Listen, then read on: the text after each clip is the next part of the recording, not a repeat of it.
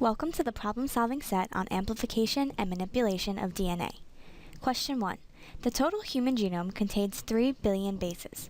Estimate the number of restriction fragments that would come from a complete digestion of the human genome with the following restriction enzymes. So there's a general formula that we're going to use to solve all three. So first, you have to know definitely that the human genome is 3 billion bases, which we can write in notation as 3 times 10 to the 9th. Now, to estimate the number of fragments, first we have to estimate the average distance between each recognition site. So you know that there are 4 possible bases in DNA, right? So to find the average distance between recognition sites, you have to do 4, and then you have to raise it to n, where n is the number of bases in a recognition sequence.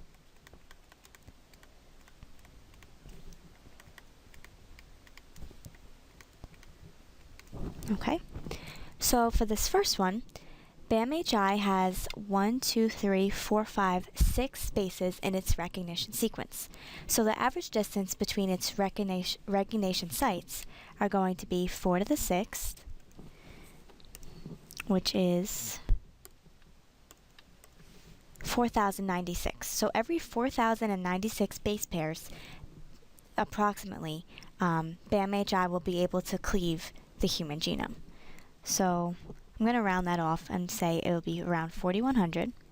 So now they want to know how many restriction fragments you're going to get.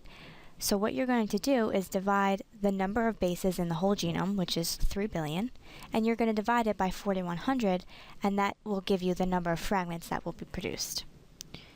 So if you do 3 billion, first do a billion, so that's 3 billion, and we're dividing it by 4,100.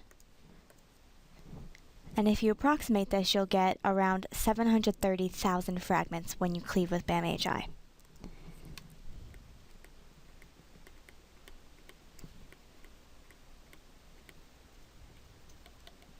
For the next one, ACCII has 4 bases in its recognition sequence.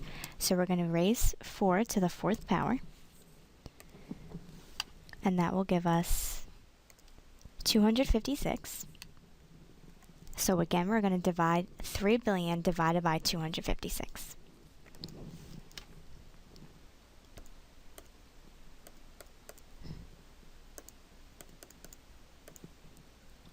Okay, and if we round that off, you get around 12 million fragments, right? So it's 1, 2, 3, 12 million.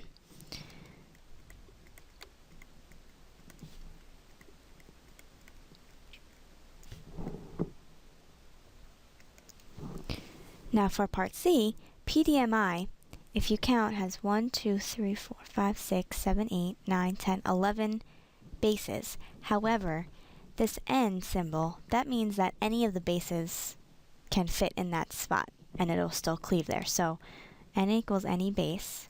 So if you count again, you'll see that there's only 7 specific bases in this recognition sequence.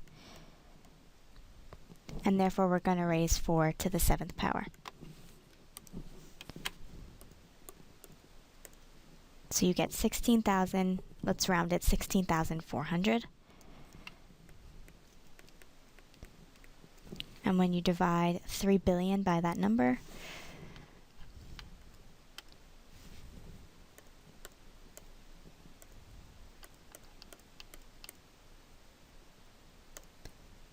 you get approximately, we'll say, 180,000 fragments.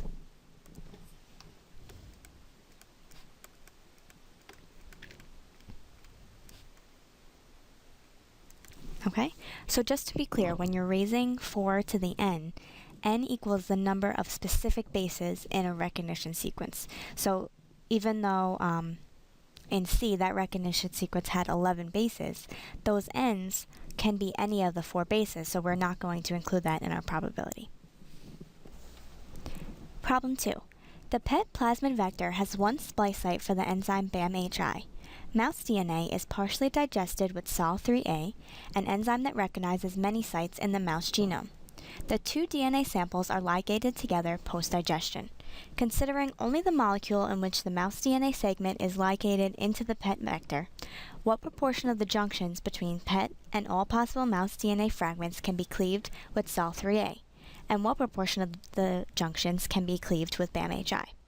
So first let's draw a general depiction of what's going on here, and then we'll look specifically at the molecular bases of the junctions. So first you have a PET plasmid vector. Now remember that plasmids are circular pieces of DNA. So I'll label this PET vector. And it's telling us that there's one splice site for the enzyme BAM-HI. So I'll draw that right here and label it BAM-HI. Now it's also saying that mouse DNA has many recognition sites for the enzyme Sol3A. So because they're only interested in the recombinant vector that has a piece of mouse DNA put into the PET vector, I'm going to draw the mouse DNA as if it was already digested. So I'll draw this as a red line, because mice have linear DNA, just like humans. And we'll say that at each end, so this is, remember, this is a digested fragment, each end has a recognition site for Sol3A.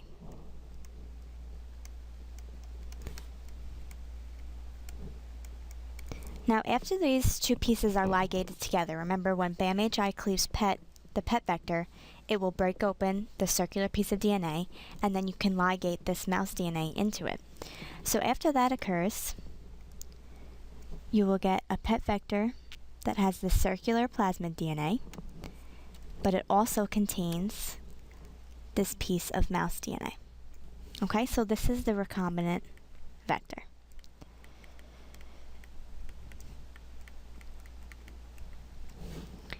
Now let's look at what the junctions actually look like. So in order to do this, we're going to have to draw the recognition sequences for both enzymes and see what the sticky ends are going to look like. So let's start with BAM-HI.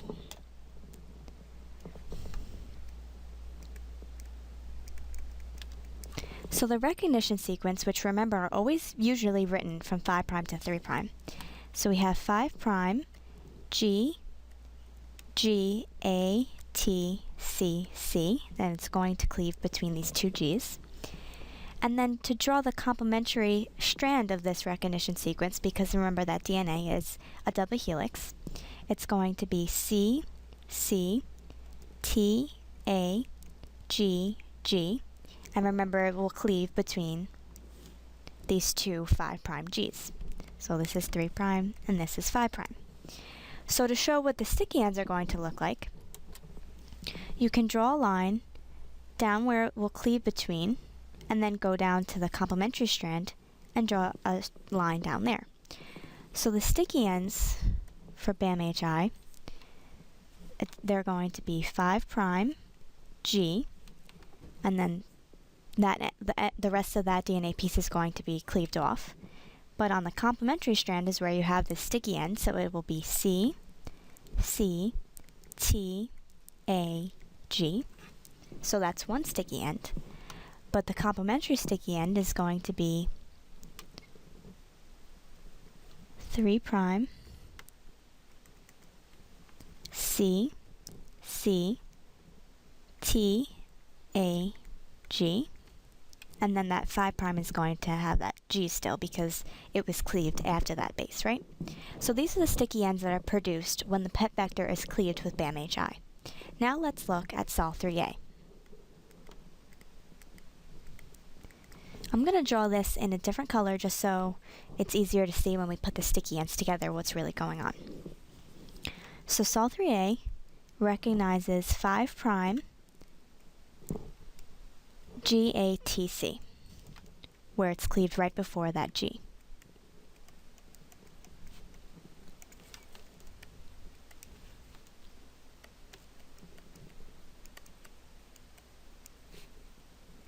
Okay, now drawing in green again, I'm going to show where it's cleaved on both strands. And now we can draw the sticky ends. So one sticky end is going to be 5'. Let me just draw it as 3'. So 3', C, T, A, G that has a free 5' end, and then 3' C, T, A, G. Now when these two fragments of DNA are going to be ligated together, the sticky ends have to be complementary in order to make a junction, right? So I'm going to take these sticky ends from Sol3A and see where they fit. So if you move this, you can see that this is actually fitting right here. Every base is complementary and it's in its right polarities, right? And the same thing here, if we take this sticky end from Sol3A, it matches perfectly with the sticky end from BAMHI. So when you put these together, these are after ligation. These are what are going to be our junctions. So I will box them out in green. And these are going to be the junctions that we're focusing on. So for the first part, it says what proportion of the junctions, namely these two, because remember these are the junctions here and here, what proportion of them can be cleaved with Sol3A? Well, remember that Sol3A recognizes 5' GATC. If you look at the first junction on the top strand, you see 5' GGATC. Now that contains the 5' GATC that Sol recognizes. If you look at the bottom junction, and you're looking at the top strand again, that's 5' and GATC, it's right there. So as you can see, both of the junctions are going to be cleaved by Sol3A. So we can say all junctions by Sol3A. Now what about BAMHI? BAMHI recognizes 5' GGATCC. If you look at the first junction, you see 5' GGATC, but you're missing that last C, right? So in order for this junction to be recognized by BAMHI, this 3' end has to be a C.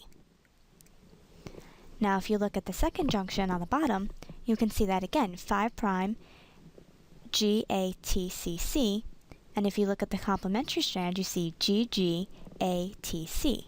So again, this 3' has to be a C. Now if there's 4 possible bases in DNA, you can have G, C, A, or T. That means there's only a quarter chance that that base is going to be a C. So in percentage, that is 25%. So we'll say that there's a 25% chance, or 25% proportion of the junctions will be able to be cleaved by BAMHI. What about part B? It says what proportion of the junctions can be cleaved with ZRAI. Now ZRAI has a recognition sequence of 5' GAC GTC. Now if you look at our junctions, we don't see 5' GAC GTC, right? If you look either way, on either complementary strand, you don't see this recognition sequence. So we're going to say no junctions with ZRAI.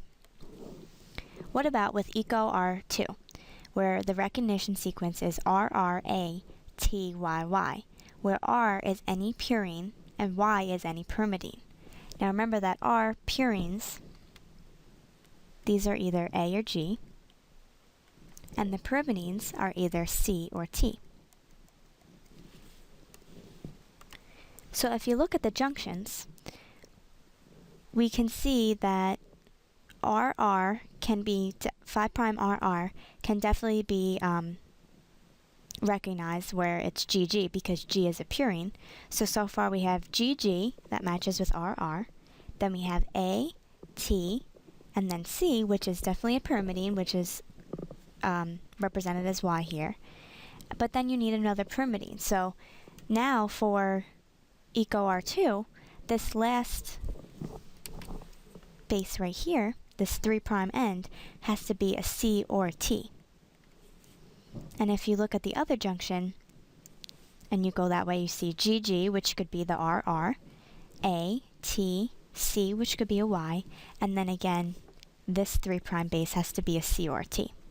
Now because it could be either pyrimidine, that means that 2 out of the 4 possible bases will work, and that means that there's a 50% of these junctions can be cleaved by EcoR2. Okay, so just some important things to remember. Recognition sites are usually shown in a 5' to 3' direction, and if it's not shown that way, they'll write that it's 3' to 5'. And then to find what your sticky ends are going to be, it's a good idea to write the recognition sequence 5' to 3', and then write the complementary sequence underneath, and do these lines to show what your sticky ends are going to be. Okay? So I hope that this question was helpful. Problem 3. Jenny the geneticist wants to make glowing bacteria by transforming them with the gene for green fluorescent protein, or GFP, from jellyfish. Listed below are the steps Jenny would take to clone GFP. Help her put them in the right order. So if you scroll through, you can see that the first step that Jenny will have to take is to extract this genomic DNA from the jellyfish cells. So we're going to label this as number 1.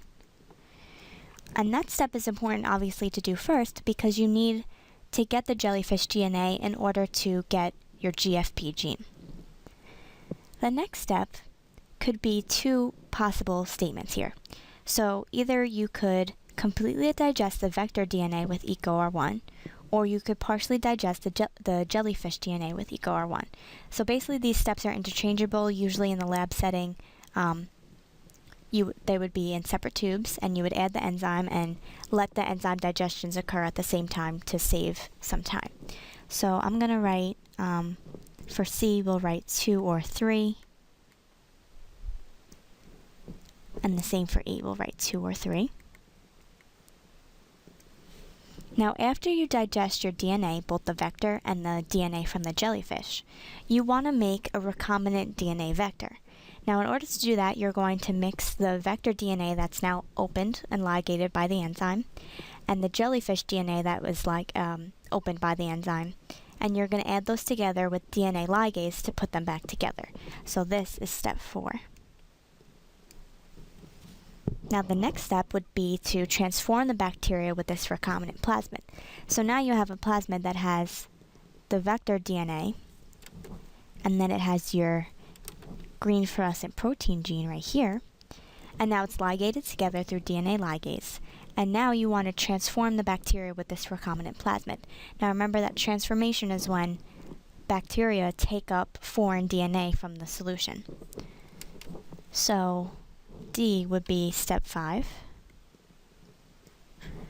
And then finally, the last step would be to plate these transformant bacteria onto selectable media. So this would be step 6. And usually what that is that recombinant vectors usually also have a antibiotic resistant gene on them. So in order to see which bacteria actually took up these transformants, you would place it on a media containing the antibiotic, and that way they would only be able to live if they did take up this vector that had the antibiotic resistant gene on them. So that's a way to select your transformants to make sure that your bacteria did in fact take up this plasmid. Problem 4. For the following double-stranded DNA sequence, design a set of primers you would use for PCR to amplify the DNA sequence indicated in blue. Indicate polarities. So the first thing you have to know here is that Taq polymerase, which is the polymerase used to copy the DNA in PCR, reads DNA strands from the 3' to 5' end. So it reads 3' to 5' so that it can synthesize 5' to 3'. And that's just like our regular mammalian DNA polymerase. Now, like our regular DNA polymerase, Taq polymerase needs a short primer in order to begin synthesis. It can't just begin synthesis by itself because it needs a free 3' end. Now, normally in our cells, the primers that DNA polymerase uses are actually RNA primers. But in PCR, what we need are DNA primers. Now, DNA primers are made chemically in the lab, so it's not made in cells, And when the DNA primers are added to the PCR reaction, they actually hybridize to the target DNA, and that way Taq polymerase can start synthesizing. So in order to get our DNA primers, we're going to have to look at each strand as a template separately. So let's look at the top strand as if it was the template strand. So the top strand goes 5' to 3'. And as we said, that Taq polymerase is going to read 3' to 5'. So it's going to read this template strand from right to left. So the primer that we're going to use for the top strand is one where it's before the blue sequence, the DNA sequence in blue, and the primer is going to be from 5' to 3'. So if you're looking here, we want a primer that will hybridize with this DNA sequence and going in this direction.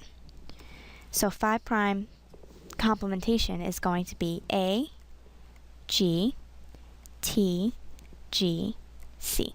So that is the primer we're going to use that will hybridize to that top template strand. And then if you look at the bottom template strand,